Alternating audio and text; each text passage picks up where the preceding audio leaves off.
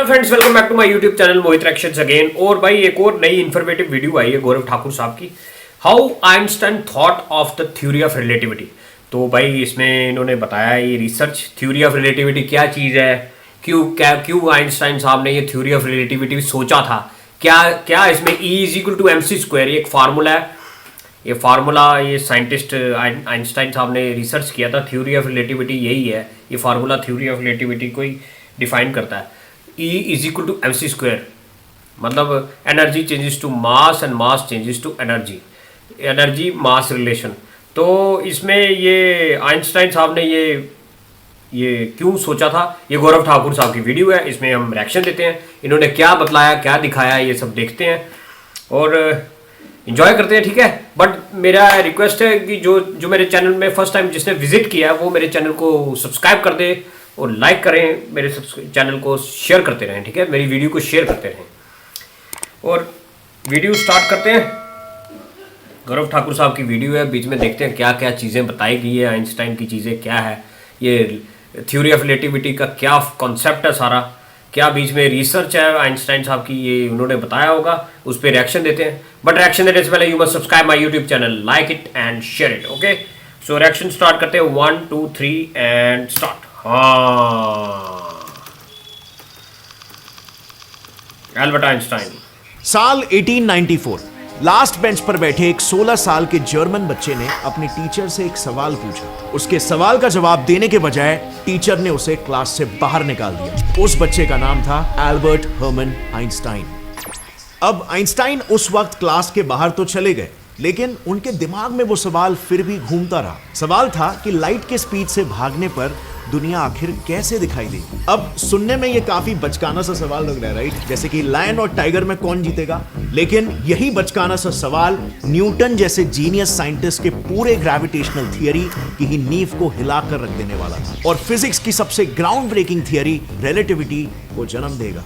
सो आखिर कैसे आइंस्टाइन ने सिंपल से सवाल को एक पूरे न्यू कॉन्सेप्ट वाले थियरी में बदल दिया, और आइंस्टाइन को न्यूटन की थियरी में ऐसी क्या खामियां दिखाई दी जिसकी वजह से जो थियरी 200 सालों तक हर कोई भगवान की वाणी की तरह मान रहा था वो गलत साबित हो गई। अब आई नो ये सवाल हर किसी के दिमाग में आता है कि यार ऐसी ग्राउंड ब्रेकिंग थियरी, ऐसे ग्राउंड ब्रेकिंग आइडियाज कोई कैसे सोच सकता है? इन साइंटिस्टों का दिमाग आखिर चलता कैसे है? क्या मैं भी ऐसा कुछ सोच सकता हूं? अगर हां तो कैसे? आज आपको ना आइंस्टाइन की कहानी से समझेगा कि उनके इस पूरे थियरी का जन्म और एवोल्यूशन आखिर कैसे हुआ। वो डीप आइडियाज उन्हें कैसे और किस तरह से आए जिन्होंने उन्हें वो सच्चाई दिखा दी जो करोड़ों लोग कभी भी नहीं देख पाए। और इसीलिए आई वुड हाईली सजेस्ट कि इस वीडियो को पूरा देखना, क्योंकि बीइंग अ साइंस एंथुसियास्ट मैंने जब आइंस्टाइन की कहानी पढ़ी मुझे पर्सनली काफ़ी आई ओपनिंग लगी, जिसने मुझे इस दुनिया को एक अलग ही नज़रिए से देखने के लिए इंस्पायर कर दिया। So let's get right into it. अब फ्रेंड्स, शुरुआत में ना मैं इस पॉइंट को हाईलाइट करना चाहूंगा कि कई लोगों को ऐसा लगता है कि आइंस्टाइन की रिलेटिविटी जो ग्रेविटी यानी गुरुत्वाकर्षण को एक्सप्लेन करती है वो न्यूटन की थियरी ऑफ ग्रेविटी से ही इजाद हुई है। So let me tell you, you guys are absolutely wrong. क्योंकि आइंस्टाइन की रिलेटिविटी असल में न्यूटन की ऐसी दो थियरी से इजाद हुई है जिनका ग्रेविटी से दूर दूर तक कोई संबंध ही नहीं है। तो हुआ यूं, न्यूटन ने अपने समय में 3 फंडामेंटल थियरीज को दुनिया के सामने रखा था। पहली थियरी ग्रेविटी, जिसके मुताबिक 2 बॉडीज जिनमें भी मास है वो एक दूसरे को अट्रैक्ट करते हैं। दूसरी थी पार्टिकल थियरी, जिसके हिसाब से लाइट छोटे छोटे पार्टिकल्स या कॉर्पसल्स के रूप में एक जगह से दूसरी जगह ट्रैवल करता है। और तीसरी थी रिलेटिविटी। यस, न्यूटन ने भी रिलेटिविटी की एक थियरी दी थी। इस थियरी के अनुसार अगर 2 गाड़ियां सेम स्पीड से एक ही डायरेक्शन में चल रही है तो वो एक दूसरे को रुकी हुई नजर वो तो है। लेकिन वहीं पर अगर वो ऑपोजिट डायरेक्शन में ट्रैवल करेगी तो उनकी स्पीड दुगनी नजर आएगी। इन शॉर्ट, स्पीड या मोशन रिलेटिव है। हर चलती हुई चीज की स्पीड आपके खुद की स्पीड पर निर्भर करती है। अब यहां पर आप देख सकते हो ये तीनों भी थियरीज काफी अलग अलग चीजें जैसे कि ग्रेविटी, लाइट और मोशन को एक्सप्लेन करती है। इनका पहली नजर में एक दूसरे से कोई भी कनेक्शन ही नहीं नजर आता। But you know what's the weird part? ये तीनों भी अनरिलेटेड थियरीज आइंस्टाइन के समय तक आते आते कंबाइन होकर आइंस्टाइन की रिलेटिविटी को जन्म देने वाली थी। दरअसल इन तीनों थियरीज को कंबाइन होने की शुरुआत साल 1678 में ही हो गई थी, जब डच फिजिसिस्ट क्रिश्चियन हुइगेंस ने न्यूटन की लाइट कॉर्पस्कुलर थियरी को चैलेंज किया। न्यूटन के हिसाब से लाइट कॉर्पसल्स यानी कि छोटे पैकेट्स ऑफ एनर्जी के रूप में ट्रैवल करती है, पर हुइगन्स के हिसाब से लाइट एक मीडियम से दूसरे मीडियम में जाने पर बेंड होती है और इसीलिए उसे पार्टिकल नहीं बल्कि एक वेव के रूप में ट्रैवल करना चाहिए। लेकिन क्योंकि हुइगन्स के पास उस वक्त अपनी थियरी को प्रूव करने का कोई एक्सपेरिमेंटल एविडेंस नहीं था, इसीलिए उनकी थियरी को अगले 100 सालों तक किसी ने भी एक्सेप्ट नहीं किया, अंटिल 1801 जब एक ब्रिटिश फिजिसिस्ट थॉमस यंग ने हुइगन्स की वेव थियरी को अपने फेमस डबल स्लिट एक्सपेरिमेंट से प्रूव कर दिया। यंग ने बेसिकली लाइट को स्लिट से पास करके उन्हें एक स्क्रीन पर ऑब्जर्व किया और देखा कि स्लिट से निकल रही दोनों भी लाइट बीम्स आपस में मिलकर एक वेव की तरह इंटरफियरेंस पैटर्न यानी कि अल्टरनेट लाइट और डार्क बैंड्स दिखा रही थी। यानी कि पहली बार यंग के एक्सपेरिमेंट ने न्यूटन की थियरी को गलत साबित करके ये प्रूव कर दिया कि लाइट इंडीड एक वेव है। पर wait, let's hold on a bit over here. We all know कि किसी भी वेव को ट्रैवल करने के लिए पानी या हवा जैसा एक मीडियम की जरूरत होती है। ऐसे में आउटर स्पेस में तो सिर्फ वैक्यूम है, तो फिर लाइट वहां पर ट्रैवल कैसे करती हो? यही सवाल उस वक्त कई सारे साइंटिस्टों को परेशान कर रहा है। लेकिन उसका आंसर साइंटिस्टों ने कैसे ढूंढा, ये समझने से पहले मैं आपके साथ इंडिया में हो रहे एक बड़े प्रॉब्लम को डिस्कस करना चाहता हूँ। मुझे आपका पता नहीं, लेकिन आजकल मैं ये ट्रेंड देख रहा हूँ कि लोग यंग एज में ही बॉल्ड हो जा रहे हैं, उनके बाल भी टूट रहे हैं। अब इसके पीछे का मेन रीजन तो है दिन भर का स्ट्रेस, लेकिन काम करना कोई छोड़ थोड़ी ना सकता है। और इसी के आयुर्वेदिक सोल्यूशन के लिए कर्नाटका के हक्की पिक्की समुदाय के लोगों ने नागरहोल जंगल के आसपास की जड़ी बूटियों को इकट्ठा करके ये आदिवासी हेयर ऑयल को बनाया है, जो आपके सर से डैंड्रफ, सफेद बाल और बॉल्डिंग जैसे प्रॉब्लम्स को फिक्स करता है। खुद प्रधानमंत्री मोदी जी ने इस कम्युनिटी को सपोर्ट किया है और मुझे खुद भी कर्नाटका के हक्की पिक्की समुदाय के अजय से मिलने का अवसर मिला था, जिन्हें आप भी डायरेक्टली कॉल करके आदिवासी हेयर ऑयल ऑर्डर कर सकते हो और व्हाट्सएप पर वीडियो कॉल करके इन्हें कंसल्ट भी कर सकते हो, वैलिडेट भी कर सकते हो। और इससे आप फ्रॉड से भी बच सकते हो, बिकॉज इस तेल को लेके मार्केट में बहुत फ्रॉड हो रहा है। मेरा नाम लेने पर आपको 10% का डिस्काउंट भी मिल जाएगा और इसीलिए आप इनके इस वेबसाइट से यानी डायरेक्टली कॉल करके ये तेल अभी ऑर्डर कर सकते हो, ताकि आपको ओरिजिनल आयुर्वेदिक सोल्यूशन भी मिले और इसी कम्युनिटी के मेहनत के पैसे इन्हें ही मिले। And now coming back to the topic, हम डिस्कस कर रहे थे कि आउटर स्पेस में तो सिर्फ वैक्यूम है, तो फिर लाइट वहां पर कैसे ट्रैवल करती हो? अब इसके जवाब में कुछ साइंटिस्टों के ग्रुप ने यह हाइपोथेसाइज किया कि जहां से लाइट पृथ्वी पर आती है, उस स्पेस मीडियम के विदिन एक फील्ड मौजूद है जो ना ही हम देख सकते हैं, टच कर सकते हैं या महसूस कर सकते हैं, पर उसी मीडियम के थ्रू लाइट ट्रैवल करती है। उस मीडियम को नाम दिया गया लुमिनिफेरस ईथर। अब जैसे कि मैंने कहा, यह सिर्फ एक हाइपोथेसिस था, अभी तक एक्सपेरिमेंटली प्रूव नहीं हुआ था और इसीलिए उसी मान्यता रखने वाले ग्रुप के दो साइंटिस्ट एल्बर्ट माइकलसन और एडवर्ड मॉर्ली ने 1887 में एक एक्सपेरिमेंट परफॉर्म किया एंड यू वोंट बिलीव, उस एक्सपेरिमेंट के रिजल्ट्स इतने एम्बैरेसिंग थे कि उसे अब तक का द ग्रेटेस्ट फेल्ड एक्सपेरिमेंट माना जाता है। देखो, माइकलसन और मॉर्ली की थियरी काफी सिंपल थी। उनके मुताबिक अगर ईथर है और वो एक डायरेक्शन में, for example west to east flow हो रहा है, तो ऐसे में जब लाइट ईथर जिस डायरेक्शन में फ्लो हो रहा है उस डायरेक्शन में ट्रैवल करेगी, तब उसकी स्पीड तेज होनी चाहिए। और वहीं पर जब वो ईथर के ऑपोजिट डायरेक्शन में ट्रैवल करेगी तो उसकी स्पीड कम होनी चाहिए, क्योंकि फील्ड का रेजिस्टेंस क्रिएट हो रहा है। सिंपली स्पीकिंग, माइकलसन और मॉर्ले ने यह सोचा कि अगर हम लाइट की स्पीड चेंज होती है, इसे प्रूफ कर देते हैं, तो ऑटोमेटिकली ईथर का एग्जिस्टेंस भी प्रूव हो जाएगा। पर उनके सामने ऑफ कोर्स यही सवाल था कि इसे प्रूफ कैसे करें। तब उन्हें रियलाइज हुआ कि यंग के डबल स्लिट एक्सपेरिमेंट में दोनों लाइट वेव्स एक ही डायरेक्शन और एक ही स्पीड से आने की वजह से एक इंटरफियरेंस पैटर्न बना रहे थे। अब ऐसे में अगर दो अलग अलग स्पीड की लाइट वेव्स एक दूसरे से टकराएगी तो उनके बीच बनने वाले इंटरफियरेंस पैटर्न को ब्रेक होना चाहिए। और अपने इसी एजम्पशन को वेरीफाई करने के लिए उन्होंने लाइट वेव को दो ऑपोजिट डायरेक्शंस में भेजा और उन्हें मिरर से रिफ्लेक्ट किया, ताकि वो दोबारा एक ही पॉइंट पर आकर एक इंटरफियरेंस पैटर्न बनाए। पर जब उन्होंने इस एक्सपेरिमेंट को परफॉर्म किया, once again they were extremely disappointed। उन्हें दोनों लाइट वेव्स के इंटरफियरेंस पैटर्न में कोई भी बदलाव नहीं नजर आया। यानी कि इससे दो अहम बातें प्रूव हो गई। पहला ये कि लुमिनिफेरस ईथर जैसा कोई मीडियम एग्जिस्ट ही नहीं करता है, और दूसरा ये कि लाइट हमेशा सभी डायरेक्शंस में एक ही स्पीड से ट्रैवल करती है, यानी कि उसकी स्पीड कांस्टेंट है। Which means all in all, जिस ईथर के एग्जिस्टेंस को प्रूव करने के लिए ये एक्सपेरिमेंट हुआ था, उसी के वजह से ईथर का कॉन्सेप्ट हमेशा के लिए डिस्प्रूव हो गया। लेकिन जैसे ही माइकलसन और मॉर्ले ने ये प्रूव किया कि लाइट की स्पीड कांस्टेंट है, वैसे ही न्यूटन की दूसरी अनपॉपुलर थियरी रिलेटिविटी ने दोबारा से कम बैक कर लिया और इसी वजह से आगे चल के आइंस्टाइन को खुद की एक रिलेटिविटी की नई थियरी क्रिएट करनी ही पड़ी। सो 1905 में आइंस्टाइन के मन में एक ख्याल आया कि न्यूटन के हिसाब से स्पीड रिलेटिव होती है। मींस मैं जिस स्पीड से ट्रैवल कर रहा हूं उस सेम स्पीड से अगर कोई सामने आ जाएगा तो उसकी स्पीड मुझे डबल परसीव होगी। सो लेट्स से मैं लाइट की बीम पर बैठकर ट्रैवल करता हूं और सामने से एक दूसरी बीम ऑफ लाइट आती है तो उसकी स्पीड भी मुझे डबल परसीव होनी चाहिए,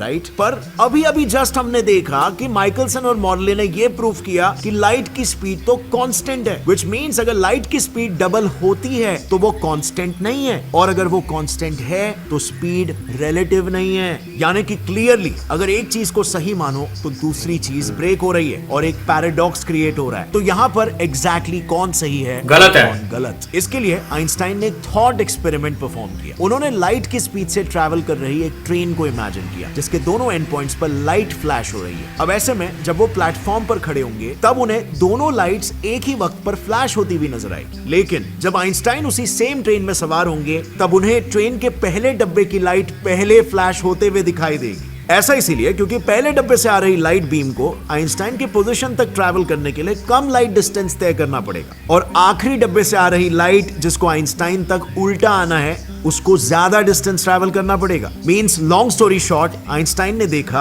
कि सिर्फ दो अलग पर्सपेक्टिव्स या फ्रेम ऑफ रेफरेंस से देखने पर लाइट की स्पीड अलग अलग निकल कर आ रही है। लेकिन as we discussed earlier, speed of light तो कांस्टेंट है ना, तो फिर एग्जैक्टली बदल क्या रहा है? वेल, आइंस्टाइन ने सोचा कि अगर स्टेशन पर खड़े रहने पर दोनों लाइट एक ही समय पर पहुंच रही है और ट्रेन में बैठने पर दोनों लाइट अलग अलग समय पर आ रही है तो what if time is that thing जो एक्चुअल में बदल रहा है। और बस यहीं पर आइंस्टाइन की स्पेशल थियरी ऑफ रिलेटिविटी ने जन्म लिया जिसके अनुसार जितना तेजी से हम स्पेस में ट्रैवल करेंगे उतना ही टाइम हमारे लिए स्लो होते जाएगा और एक पॉइंट ऐसा आएगा कि हमारी स्पीड इतनी तेज हो जाएगी कि तब हमारे लिए टाइम पूरी तरीके से ही स्टॉप हो जाएगा। यानी कि कुल मिलाकर आइंस्टाइन के इस थॉट एक्सपेरिमेंट ने लाइट इज कांस्टेंट कि टाइम एक रिलेटिव कॉन्सेप्ट है जो अलग अलग फ्रेम ऑफ रेफरेंस में अलग तरीके से काम करता है। पर there was a twist.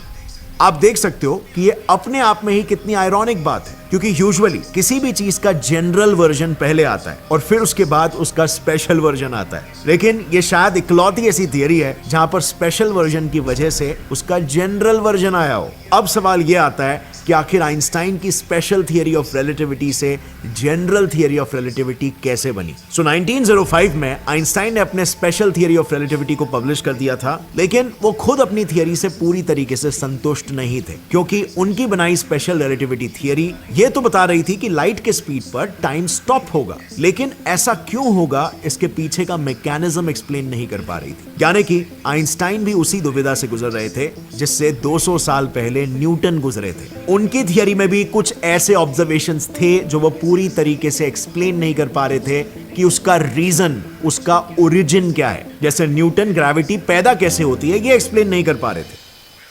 Well, आज हम जानते हैं कि दोनों भी चीजों के क्यों का जवाब है स्पेस टाइम फैब्रिक का कर्वेचर।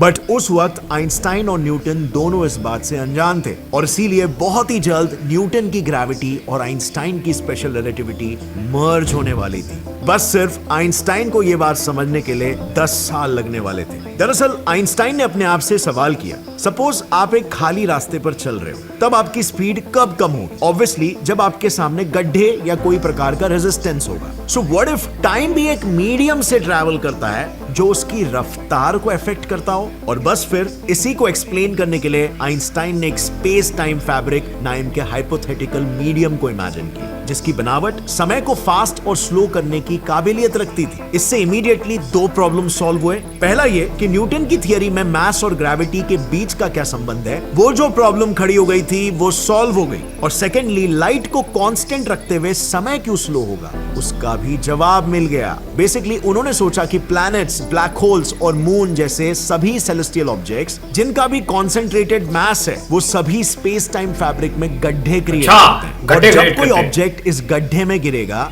तब हमें ऐसा लगेगा कि एक्चुअली वो ऑब्जेक्ट दूसरे मैसिव ऑब्जेक्ट की तरफ अट्रैक्ट हो रहे हैं। मींस इस विजुअलाइजेशन से आइंस्टाइन ने यह जवाब दे दिया कि ग्रेविटी ऑब्जेक्ट्स को अट्रैक्ट क्यों और कैसे करती है। इसी के साथ इस गड्ढे वाले कर्व्ड स्पेस टाइम फैब्रिक से जब कोई तेज चीज जैसे कि लाइट ट्रैवल करती है तब उसे फ्लैट स्पेस टाइम के मुकाबले ज्यादा लंबा डिस्टेंस ट्रैवल करना होगा। और क्योंकि लाइट की स्पीड कांस्टेंट है और इसीलिए इस कर्व्ड स्पेस टाइम से गुजरते वक्त लाइट के लिए टाइम स्लो हो जाएगा। सो आप देख सकते हो कैसे एक सिंपल से थॉट की मदद से आइंस्टाइन ने अपनी स्पेशल थियरी ऑफ रिलेटिविटी और न्यूटन की ग्रेविटी इन दोनों के मैकेनिज्म को आसानी से एक्सप्लेन कर दिया। अब जरूरत थी इन सभी कड़ियों को एक साथ जोड़कर इस थियरी को एक्सपेरिमेंटली वेरीफाई करने की। इसके लिए साल 1915 में आइंस्टाइन ने अपनी जनरल थियरी ऑफ रिलेटिविटी का पेपर पब्लिश किया, जिसमें उन्होंने ग्रेविटी, लाइट और स्पेस टाइम के आपस के कनेक्शन को मैथमेटिकली प्रूव किया। लेकिन मे भी आपको यह पता नहीं होगा, मैथमेटिकल प्रूफ्स के साथ साथ आइंस्टाइन ने सक्सेसफुली जीटीआर थियरी को एक्सपेरिमेंटली भी प्रूव किया।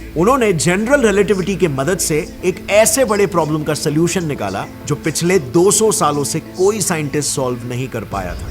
सो बात ऐसी है कि जब न्यूटन की ग्रेविटेशनल थियरी सोलर सिस्टम के प्लैनेट्स पर अप्लाई की गई तब न्यूटन ने देखा कि उनकी थियरी बाकी सभी प्लैनेट्स के ऑर्बिट को एक्यूरेटली प्रेडिक्ट कर रही थी एक्सेप्ट फॉर मर्क्यूरी। क्योंकि जब एस्ट्रोनॉमर्स ने मर्क्यूरी को ऑब्जर्व किया तब उन्होंने देखा कि मर्क्यूरी का ऑर्बिट हर 100 सालों में एक स्पेसिफिक एंगल से टिल्ट हो रहा है। लेकिन न्यूटन के कैलकुलेशंस में ऐसा कोई भी टिल्ट प्रेडिक्ट नहीं किया गया था। यानी कि क्लियरली मर्क्यूरी के केस में न्यूटन के प्रेडिक्टेड रिजल्ट्स उसके ऑब्जर्व्ड रिजल्ट से मैच नहीं हो रहे थे। अब इस प्रॉब्लम को कई साइंटिस्टों ने सॉल्व करने की बहुत कोशिश की, लेकिन वो सभी फेल हो रहे थे। अब ऐसे में जब आइंस्टाइन ने फिर मर्क्यूरी के ऑर्बिट पर अपने जनरल थियरी ऑफ रिलेटिविटी के प्रिंसिपल्स और इक्वेशंस अप्लाई किए तब उनके रिजल्ट्स ऑब्जर्व्ड रिजल्ट से हूबहू मैच हुए और इसीलिए आइंस्टाइन ने इसे एक एक्सपेरिमेंटल प्रूफ के तौर पर इस्तेमाल किया और अपने पेपर को पब्लिश किया। इनफैक्ट पेपर पब्लिश होने के 4 साल बाद 1919 में ब्रिटिश फिजिसिस्ट आर्थर एडिंगटन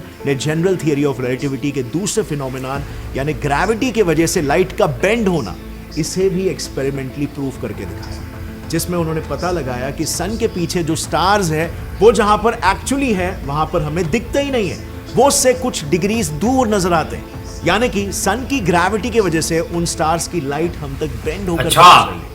और यही वो पॉइंट था जब पूरी दुनिया ने आइंस्टाइन की जनरल थियरी ऑफ रिलेटिविटी को सही मानते हुए उनकी थियरी को एक लैंडमार्क थियरी के तौर पर कंसिडर कर दिया। और ग्रेविटी के इस यूनिक एक्सप्लेनेशन ने आइंस्टाइन को एक जीनियस के तौर पर एस्टैब्लिश कर दिया।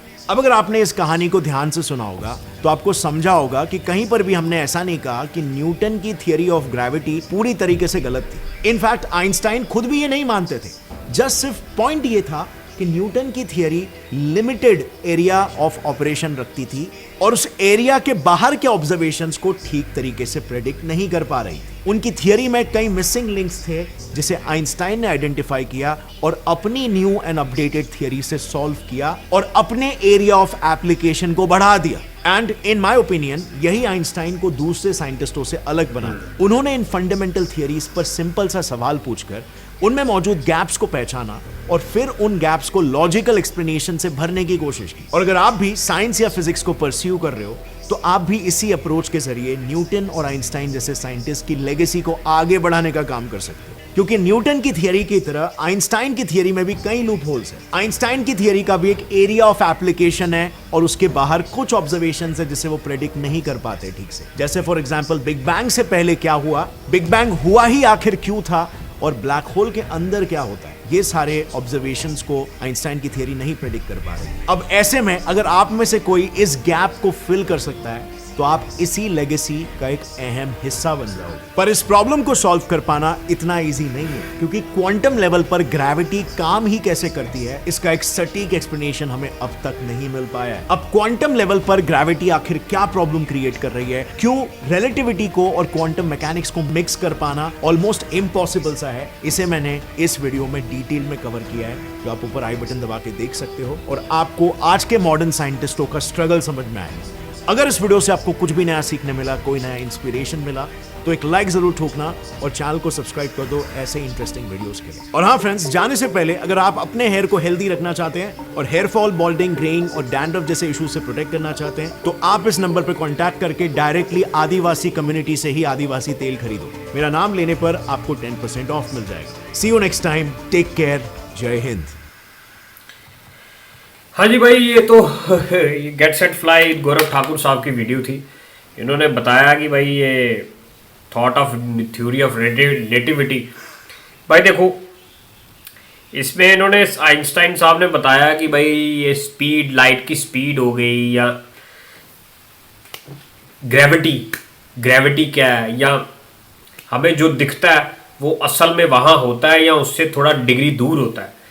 ये जो हमारे न्यूटन साहब थे उन्होंने भी बड़ी रिसर्च करके ये सब चीज़ें बताई थी, मगर इन्होंने बताया, ठाकुर साहब ने बताया कि भाई उनकी जो रिसर्च थी वो गलत नहीं थी, बट उनकी रिसर्च में इनकम्प्लीट थी। मतलब बीच में बड़ी चीज़ें मिसिंग्स थी। जो चीज़ें मिसिंग थी तो आइंस्टाइन साहब ने बड़ी सारी थ्योरीज को मिला के उन सभी चीज़ों को, मिसिंग चीज़ों को उन्होंने पूरा किया था, जिसे इन्होंने फिर theory of relativity, thought of the theory of relativity जो बता दिया। फिर मतलब मिसिंग्स को ख़त्म करके उन्होंने जो मिसिंग पॉइंट्स थे वहाँ पे वो पॉइंट्स भरे और इसको एक इंटरनेशनल लेवल की थ्योरी बना दिया। और जो ये थ्योरी है, जो ये थ्योरी लैंडमार्क है। अब तक ये थ्योरी अभी तक फेल नहीं हुई, कुछ ज़्यादा अच्छे से फेल नहीं हुई अभी तक। ये थ्योरी ऑफ रिलेटिविटी बच्चे फिजिक्स की किताब में या केमिस्ट्री की किताब में पढ़ते हैं, ठीक है। ये साइंटिस्ट एल्बर्ट आइंस्टाइन, अभी तक इनकी जो थ्योरीज हैं ये अभी तक सक्सेसफुल चल रही हैं।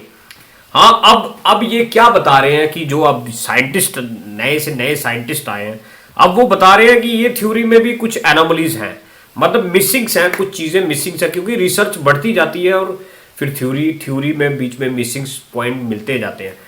वो कहते हैं कि भाई ये थ्योरी ब्लैक होल्स के बारे में नहीं बताती। वो कहती है, वो जो आज के साइंटिस्ट है वो कहते हैं कि ये थ्योरी में ब्लैक होल्स में क्या चीज़ें होती है, क्या उसके अंदर रिएक्शंस होती हैं, वो कैसे लाइट को निगल लेता है, वो सब चीज़ें अभी ये थ्योरी नहीं बता रही।